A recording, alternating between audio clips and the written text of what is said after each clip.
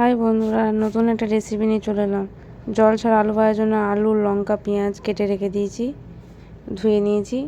কড়াইয়ে তেল গরম হয়ে গেছে, শুকনো লঙ্কা, একটু জিরে ফোড়ন দিয়ে আলুটা দিয়ে দেবো। আলু, পেঁয়াজ, কাঁচা লঙ্কাটা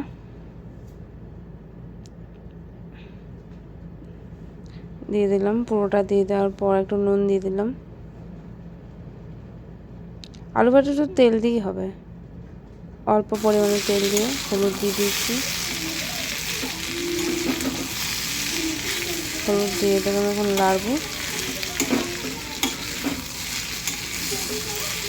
একটু মাঝে মাঝে লেড়ে দিলে আলুটা মিক্স সেদ্ধ হয়ে যাবে।